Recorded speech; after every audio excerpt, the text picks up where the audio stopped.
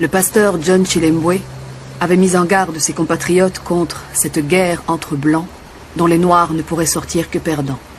Et de son côté, le gouverneur général allemand du Togo, von Thüring, dans les mois précédant le conflit, avait multiplié les télégrammes à Berlin pour déconseiller à son gouvernement d'offrir aux Africains le spectacle de déchirement entre les Blancs. Le traité de Versailles va donner raison à l'un et à l'autre. L'Afrique ne gagne rien pour sa participation à la victoire et demeure sous tutelle européenne. La France et la Grande-Bretagne se partagent le Togo et le Cameroun, tandis que la Belgique et la Grande-Bretagne reçoivent les dépouilles de l'empire est-africain de l'Allemagne. L'Afrique du Sud se voyant attribuer pour sa part le sud-ouest africain.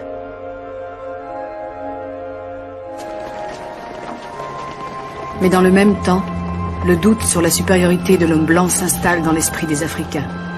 Ils ont appris qu'il y avait de bons et de mauvais blancs et que l'on pouvait tuer ces derniers.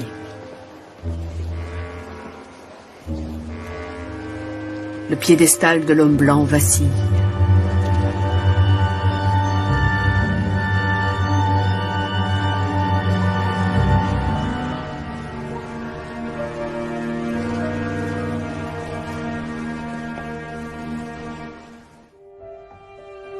Que va représenter pour les Africains la nouvelle guerre mondiale qui se déclenche? Une guerre de blancs qui ne les regarde en rien mais va se dérouler en partie sur leur sol. Une guerre qui les verra participer à de nombreux combats et leur donnera le sentiment justifié d'avoir joué un rôle important dans son dénouement. Une guerre, enfin et surtout, qui les mettra face à face, camp contre camp, dans un affrontement meurtrier. Mai 1940, les troupes d'Hitler envahissent la France qui capitule. Auch hier wieder die Kulturträger der Grande Nation. Diese fremdrassigen Hilfsvölker rief Frankreich zur Schande Europas ins Land und feierte sie als seine schwarzen Brüder. Des propos déjà entendus lors de l'occupation de la Ruhr en 1923, quand la propagande allemande se déchaînait contre la honte noire de l'armée française.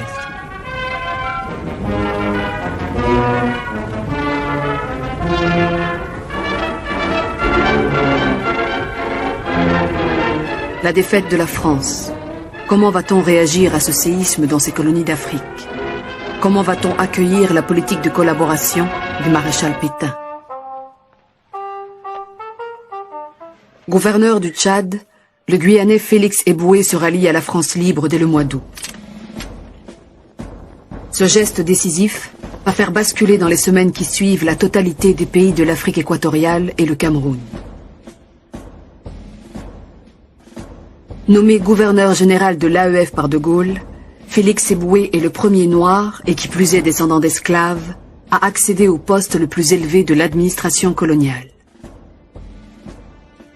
Jamais les colonies françaises n'avaient eu à jouer un rôle de cette importance. Elles sont, écrit le général De Gaulle, le creuset de la France libre et le point de départ d'une reconquête française de l'Europe. Mais dans l'immédiat, leurs soldats, engagés volontaires ou recrutés de force, se retrouvent opposés des deux côtés de la fracture française.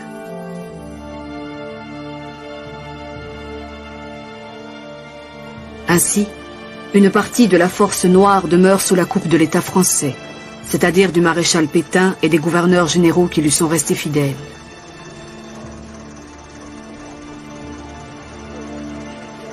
Ces hommes seront amenés à combattre leurs frères ralliés à De Gaulle, notamment ceux qui débarquent au Liban en 1941 et se lancent avec le soutien des Britanniques à la reconquête de Damas.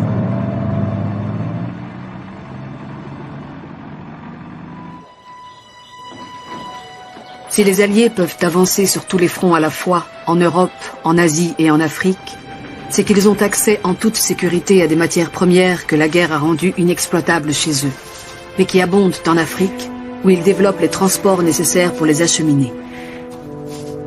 Dans les colonies françaises, coupées en deux, la ponction économique est sans précédent, aussi bien en Afrique équatoriale qu'en Afrique occidentale, où les vichistes entreprennent la construction d'une ligne Méditerranée-Niger qui restera inachevée.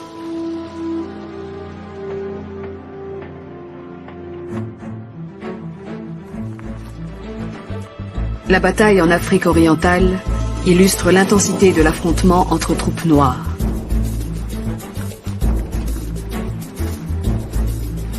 Les Italiens ont recruté des Somaliens colonisés et des Éthiopiens hostiles au Négus. Et ces soldats vont être littéralement pris en tenaille par les Britanniques et leurs recrues sud-africaines, rhodésiennes, kenyanes et nigérianes.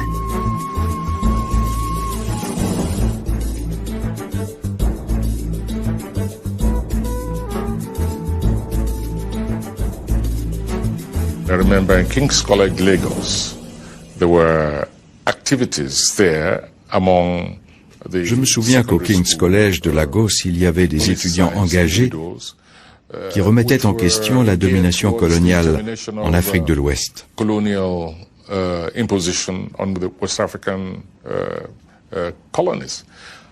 Ils furent arrêtés et certains furent même envoyés à la guerre. C'était une forme de punition. Cela a affecté les relations entre les leaders nationalistes et le pouvoir colonial.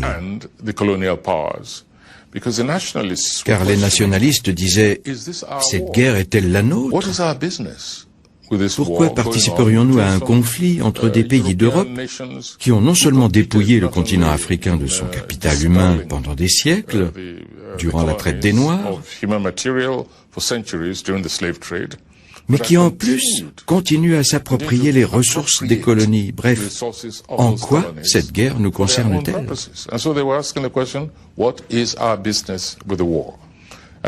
D'un autre côté, il y avait aussi les leaders qui voyaient ou qui croyaient voir un enjeu plus important, la nécessité de vaincre le nazisme.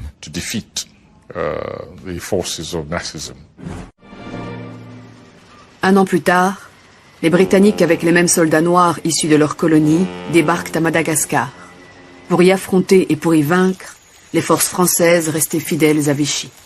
Ce n'est pas vraiment cette présence anglaise qui a laissé plus de traces à Madagascar, mais la confrontation entre les tirailleurs français, que les Malgaches appelaient les Sénégalais, et les tirailleurs anglais, qui étaient les Zoulous. Et c'était quelque chose d'assez choquant pour la population malgache de voir des Blancs, en fait, des Anglais et des Français, faire se battre des Noirs. Et de se dire que les Blancs, ils mènent leur guerre à travers les Noirs. Ce qui m'a frappé, moi, en tout cas, c'était vraiment que les résolutions de Brazzaville aient été prises dans une conférence où il n'y avait aucun représentant délégué par les Africains. S'il y avait des hommes de couleur comme Bouéo, ils étaient en tant que fonctionnaires, en tant que responsables de l'État français. Il n'y avait aucun représentant d'un groupe social ou d'un groupe intellectuel ou des Africains. C'était une conférence pour les Africains, sans les Africains. Porté par le serment que leur avait fait à Koufra en Libye le colonel Leclerc, le serment d'aller avec elle jusqu'à Strasbourg, les troupes françaises noires débarquent en Italie. Puis en Normandie avec la 2e division blindée, et enfin en Provence avec les Alliés.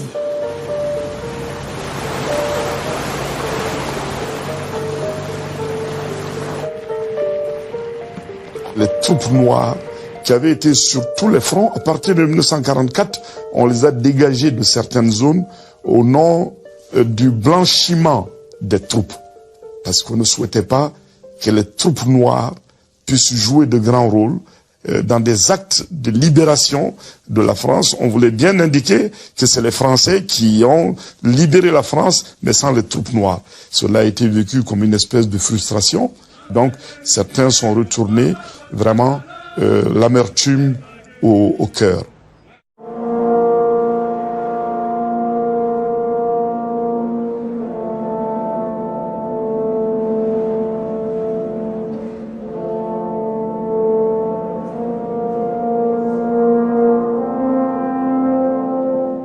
Chacun avait un Sénégalais devant lui, c'est-à-dire un grand monsieur par rapport à nous. Et le Sénégalais s'est déshabillé en gardant le caleçon long. Nous, on a enlevé notre petit truc civil et on a remis le pantalon, etc. Du Sénégalais on ne voyait plus nos mains. Ça me faisait mal au cœur parce que je me suis dit, ces jeunes-là qui n'ont pas fait d'exercice, qui n'ont rien fait, hein, qui vont se mettre à la bataille, comment ils vont s'en sortir? Et personnellement, je ne voulais même pas partir, moi je ne voulais pas laisser mes camarades, je voulais rester là. Aussi bien les journaux de marche et des opérations que les rapports des autres officiers français de l'armée ne donnaient aucune explication vraiment valable des raisons de ce blanchiment. C'était toujours le problème de climat et tout. En fait, la véritable explication tient au fait que De Gaulle souhaitait que la France soit libérée par des soldats blancs.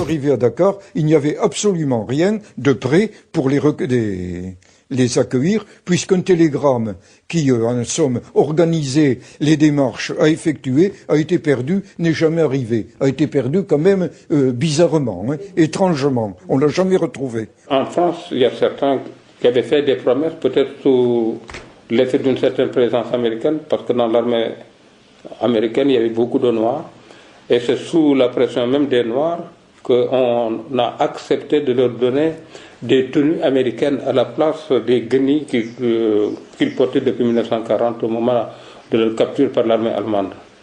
Mais quand ils sont arrivés ici, on leur a enlevé, on a confisqué les tenues que l'armée américaine leur avait données pour leur restituer leurs guenilles. Et à ce moment-là, ces soldats avaient l'impression de redevenir de simples sujets, sans droit. C'est-à-dire qu'on cherchait encore à les humilier.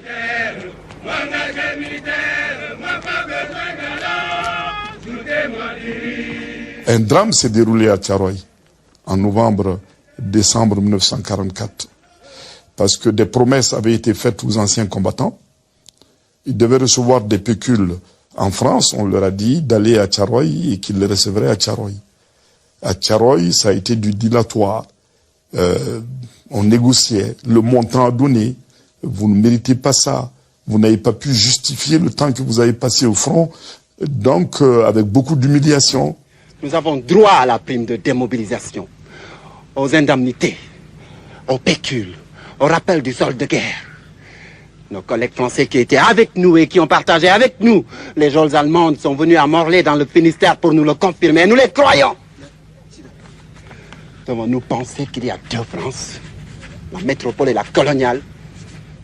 Et ce qui devait arriver ou ce qui ne devait pas arriver est arrivé, parce que un général à l'époque, Dagnan, est venu vers le 26 novembre 1944 à Thiaroye essayer de négocier avec les anciens combattants qui ne voulaient pas quitter Thiaroye, qui ne voulaient pas rejoindre leur territoire avant d'avoir perçu leurs émoluments et leurs droits.